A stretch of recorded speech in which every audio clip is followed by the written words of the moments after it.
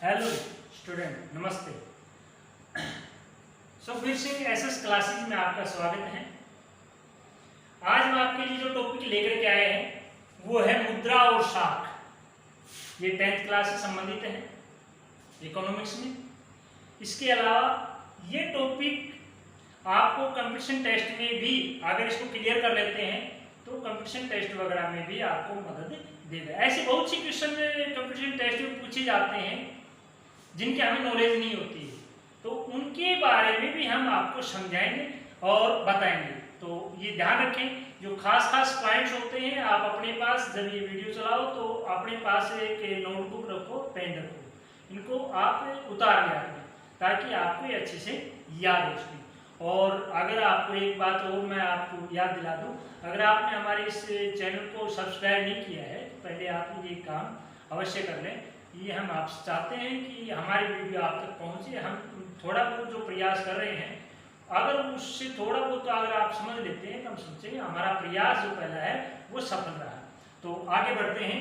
मुद्रा और साख, इससे संबंधित अनेक ऐसे क्वेश्चन बनेंगे जिनको आप सोल्व कर सकते हैं। जैसे आमतौर पर कंपटीशन टेस्ट में पूछा जाता है नोट छपाई प्रेस भारत में कितनी और कहां पर है, कहां पर स्थापित की गई, नोट कहां छपते हैं।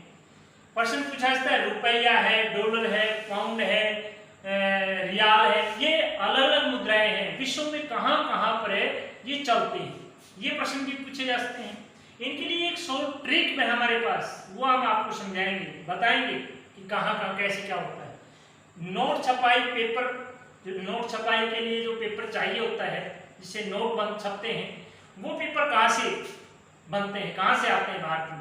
और भाई स्याही जो यूज की जाती है वो कहां पर बनती है, तो इनके बारे में विभिन्न प्रकार के नोट कौन जारी करता है इस संबंध में ऐसे क्वेश्चन और भी बनते हैं। तो हम आगे बढ़ते हैं। बात आती है वस्तु विनिमय। जब मुद्रा का प्रचलन शुरू नहीं हुआ था, उससे पहले वस्तुओं को प्राप्त करने या सेवाओं को प्राप्त करने के लिए कोई माध्यम नहीं था। धातुओं के सिक्के डाले जाते थे अलग अलग शासनों के द्वारा या अपने जारी किए गए। वो सोने के सिक्के हो सकते थे, वो तांबे के हो सकते थे, लोहे के हो सकते थे, चांदी के हो सकते थे, इस तरह से। लेकिन उसी दौरान कुछ ऐसे विनिमय के माध्यम न होने के बावजूद वस्तुओं का लेन देन होता था। तो वस्तु के बदले वस्तु ली जाती थी या बेची जाती थी, वो वस्तु विनिमय कहलाता है। वस्तु विनिमय का मतलब है वस्तु के बदले वस्तु खरीदना या बेचना, वस्तु विनिमय कहलाता है। इसके बाद बात आती है मुद्रा की। मुद्रा क्या होती है? मुद्रा एक ऐसी वस्तु है, ऐसी चीज है जो दो विभिन्न अलग अलग लोगों के बीच या संस्थाओं के बीच माध्यम बनती है लेन देन के समय। तो बीच के माध्यम के रूप में जिस चीज को स्वीकार किया जाता है वह मुद्रा होती है। साख होता है ऋण, आमतौर पे प्रतिष्ठा भी कहा जाता है। यानी कि बैंक जो जमा राशि बैंक के पास होती है उस जमा राशि का वह ऋण के रूप में उपयोग करता है। और ऋण जब कर्जदार को उपलब्ध कराता है उससे जो लाभ प्राप्त होता है वह लाभ क्या होता है? साख कहलाता है। बैंक भी एक संस्था है। बैंक क्या है कि संस्था है, ठीक है, जो क्या करती है? दो के बीच कार्य करती है। जो जमा करता है उससे मुद्रा स्वीकार करती है और कर्जदार जो जमा पूंजी है उसे कर्ज के रूप में कर्जदारों को मुहैया कराती है, उपलब्ध कराती है, कर्जदार को ऋण देती है।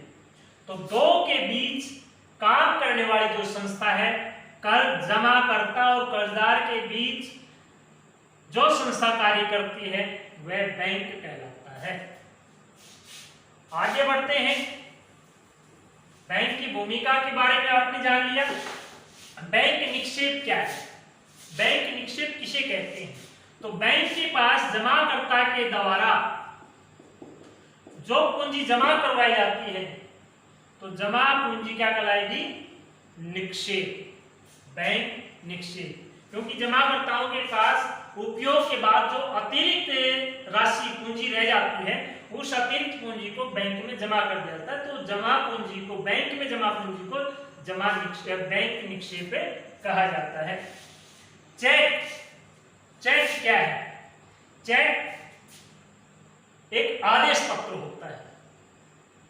चेक क्या है? एक आदेश पत्र होता है। आदेश पत्र ये क्या करता है? बैंक को आदेश देता है। एक कागज के ऊपर जो आदेश पत्र के रूप में होता है उसके ऊपर खातेदार अपने खाते से किसी व्यक्ति का नाम उस पत्र पर लिखा होता है, उसको अदा करने का आदेश देता है। अर्थात एक खातेदार अपने खाते से उस पर लिखे व्यक्ति के किसी अन्य व्यक्ति के नाम वाले व्यक्ति को बैंक को आदेश करता है कि उसे जमा कुछ पूंजी दी जाए, वह क्या कहलाता है? चेक कहलाता है। तो बैंक को आदेश किया जाने वाला एक सादा कागज जिसके द्वारा खातेदार के एक खाते से किसी अन्य व्यक्ति को पूंजी दी जाती है, चेक कहलाता है। चेक भी एक मुद्रा के रूप में कार्य करता है। कानूनी तरलता अनुपात क्या है? कानूनी तरलता अनुपात बैंक के पास जितनी जमा पूंजी होती है, जमाकर्ता जितनी पूंजी जमा करता है तो उस जमा पूंजी का बहुत सा हिस्सा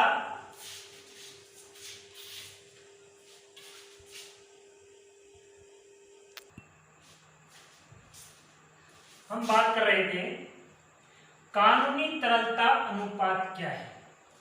तो कानूनी तरलता अनुपात से तात्पर्य है जमाकर्ताओं के द्वारा जितनी पूंजी बैंक में जमा कराई जाती है उस जमा पूंजी का एक बड़ा हिस्सा बैंक कर्जदार को कर्ज के रूप में, ऋण के रूप में दे देता है। अपने पास 15% पूंजी, जमा पूंजी का कुल 15% हिस्सा अपने पास रखता है। वह 15% पूंजी, कुल जमा पूंजी का 15% पूंजी क्या कहलाएगी? कानूनी तरलता अनुपात।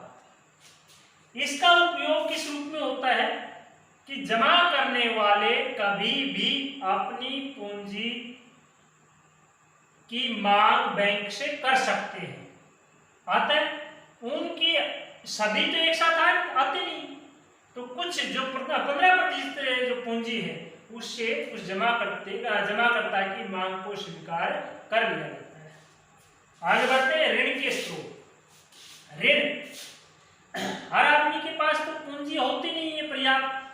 जिनके पास अतिरिक्त होती है वो बैंक में जमा कर देते हैं और जिनके पास कमी होती है वो बैंक से ऋण लेते हैं या अन्य स्रोतों से ऋण लेते हैं। तो ऋण के दो प्रकार के स्रोत होते हैं, ऋण के औपचारिक स्रोत और अनौपचारिक स्रोत। औपचारिक स्रोत कौन कौन से होते हैं? औपचारिक स्रोत हैं वे स्रोत, वे ऋण के स्रोत जो सरकार के नियंत्रण में होते हैं। उनके द्वारा जो नियम विनियम सरकार के द्वारा बनाए जाते हैं वो उनमें लागू होते हैं, उनका ध्यान रखा जाता है। ब्याज की दरें होती हैं वो उचित होती हैं और ये औपचारिक स्रोत जो हैं वो है जैसे बैंक या सहकारी समितियां। ठीक है, ये औपचारिक स्रोत होते हैं।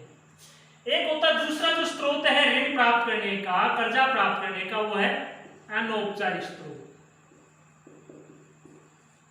अनौपचारिक स्रोत कौन से हैं? वे स्रोत जिनका सरकार संचालन नहीं करती या सरकार का नियंत्रण नहीं होता है। विनियम और नियम बनाए जाते हैं, उन पर लागू तो होने चाहिए लेकिन लागू नहीं होते, उनका फॉलो नहीं किया जाता। इनमें ब्याज दरें निश्चित नहीं होती। इनमें अनौपचारिक स्रोतों में हम नाम लिखते हैं, जैसे किसी रिश्तेदार का, महाजन का, व्यापारी का, दोस्त का। इस तरह से इस प्रकार के जो ऋण लिए जाते हैं, इनमें समर्थक ऋणदार नहीं होता, मनमानी ब्याज दर होती है। इसमें ऋण प्राप्त करने वाला जो कर्जदार है उसका शोषण होने की संभावना अधिक होती है।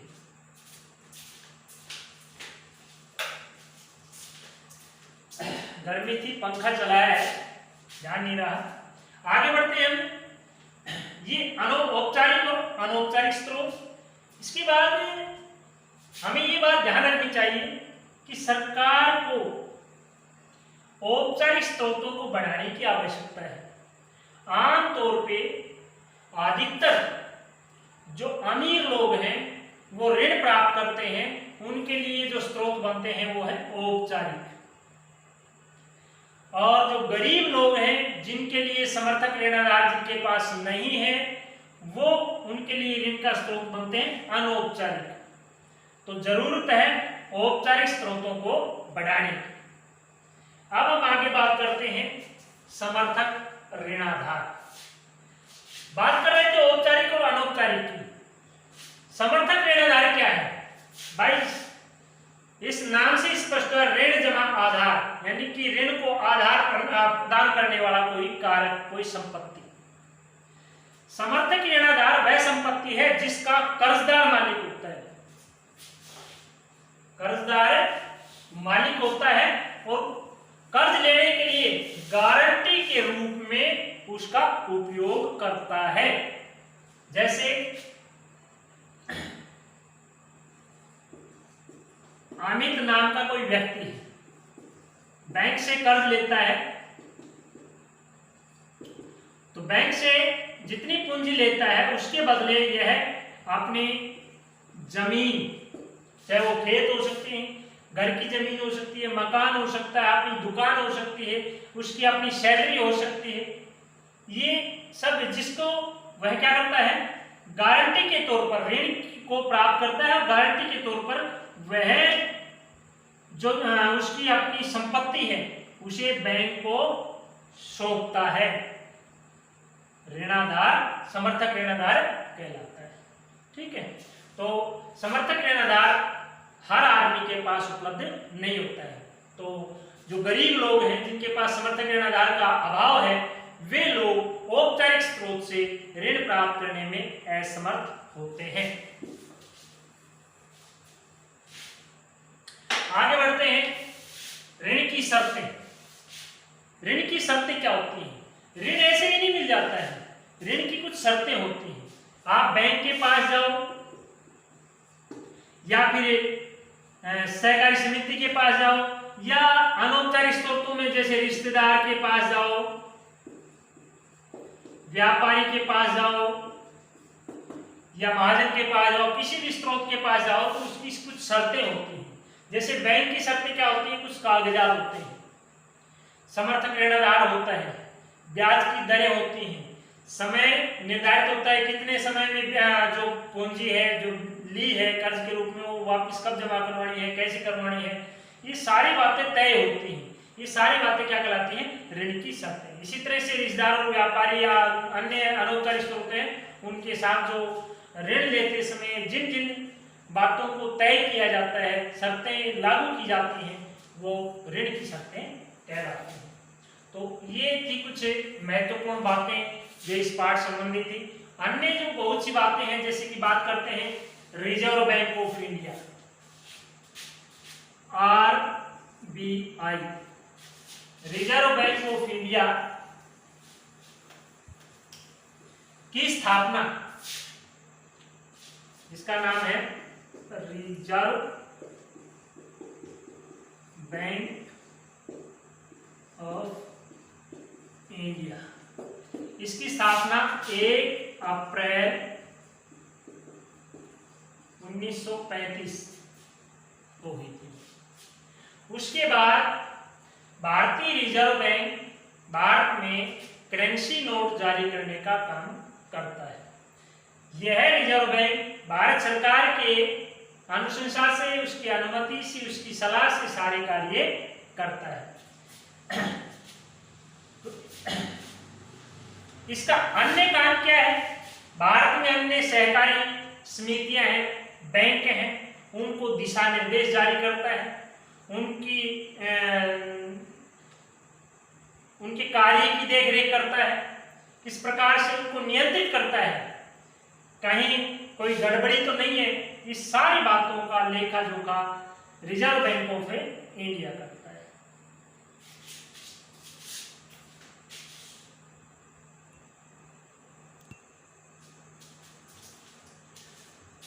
आगे बढ़ते हैं, रिजर्व बैंक का कार्य क्या है, इन संबंध में हमने बात की। अब बात करते हैं जैसे 1 रुपया है या सिक्के हैं, उनका छापने का कार्य कौन करता है? भारत सरकार। कौन करता है? इनको जारी करती है भारत सरकार। लेकिन 2 रुपए से 2000 रुपए तक के नोट जो भी हैं, 2 का, 5 का, 10 का, 50 का, 20 का, 100 का, 500 का, 2000 का, ये सारे नोट जारी कौन करता है? Reserve bank of India, Bharat सरकार की अनुमति से, RBI। ठीक है, ये जारी करता है। अब आपके पास 1-2 क्वेश्चन और आ सकते हैं। जैसे दिया गया है कि भाई 1-2 प्रश्न आ सकते हैं, आपसे पूछा जाता है कि भाई 500 रुपए का नोट है या 200 रुपए का नोट है या 2000 रुपए का नोट है, उसको छापने में कितना खर्चा आता है? 500 रुपए के नोट को छापने में जो खर्चा आता है वो आता है 2 रुपए 94 पैसे।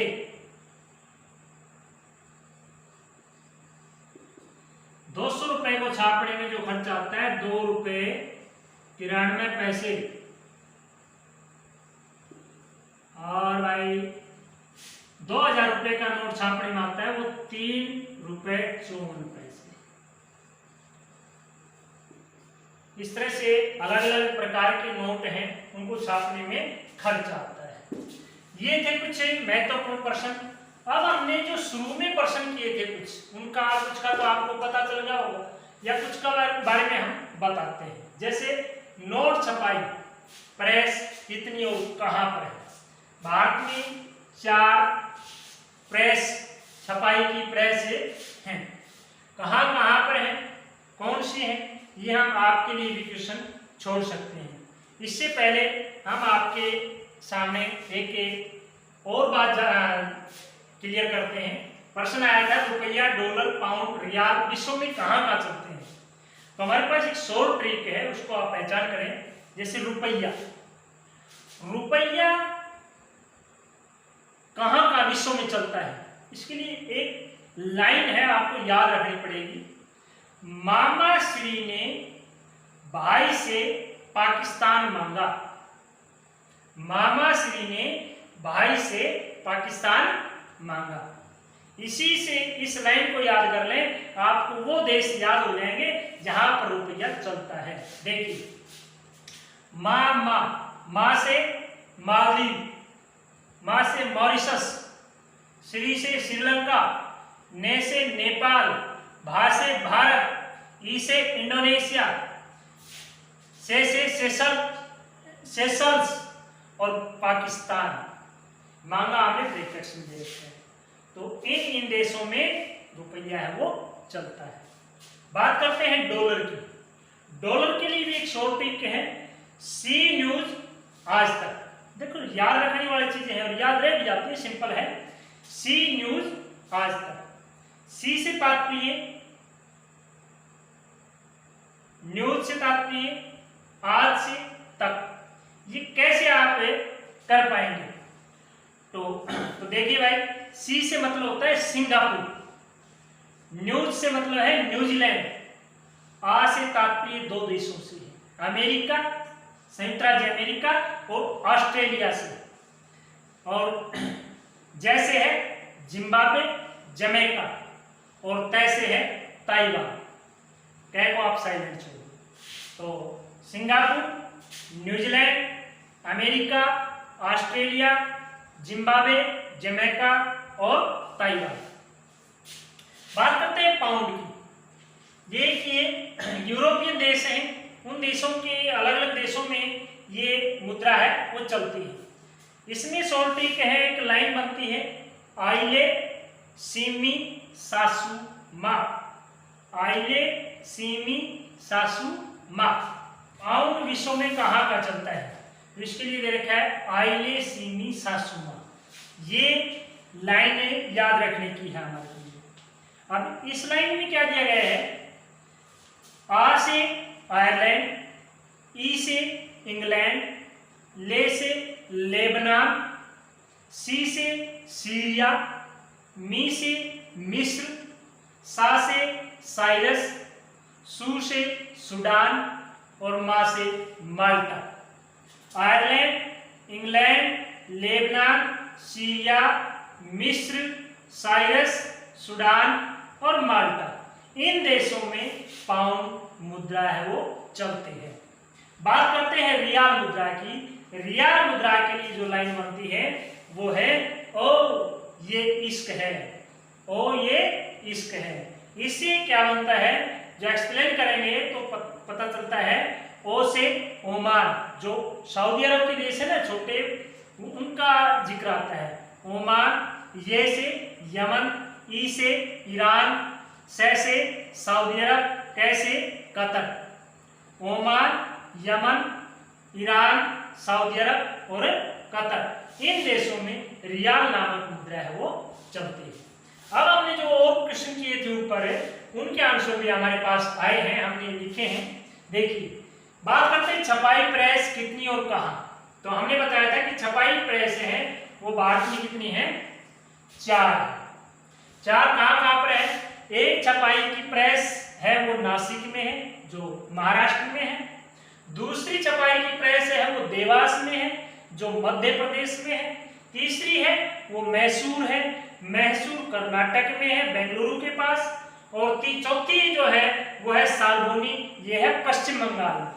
कहाँ पर है, पश्चिम बंगाल में। अब 4 जो टकसाल मिले हैं, जो सिक्के डालने का काम करते हैं, वो जो मिले हैं वो भी 4 ही है, देश के अलग अलग हिस्सों में है।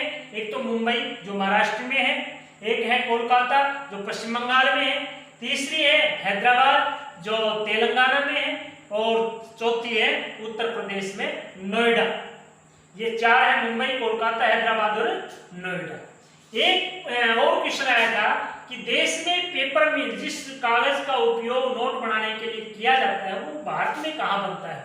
तो भारत में मध्य प्रदेश के अंदर है होशंगाबाद नामक स्थान। होशंगाबाद में एक पेपर है वो बनता है, और अधिक जरूरत होती है वो विदेशों से इंपोर्ट किया जाता है। बात आती है नोटों में जो शाही उपयोग की जाती है वो भारत में कहाँ बनती है। 2 स्थानों पर बनती है। एक है देवास जो मध्य प्रदेश में है, जहां पर प्रेस का नाम है बैंक नोट प्रेस। उस बैंक नोट प्रेस में देवास के अंदर बनती है, ये मध्य प्रदेश में।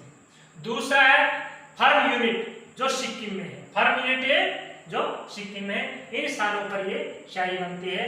तो ये कुछ महत्वपूर्ण बातें थी जो हम मुद्रा और शाख के रूप में आपको बता रहे थे। आशा करते हैं आपको ये चीजें समझ में आई होंगी, और समझ में आई है तो बिना झिझक किए इसको लाइक जरूर करें, शेयर करें, ये हम आपसे आशा करते हैं। अगर पसंद आए तो, ठीक लगी हो वीडियो तो, कुछ समझ में आया हो तो हमारा प्रयास हम साकार समझते हैं कि हमने जो प्रयास किया है वो हमारा सफल हुआ।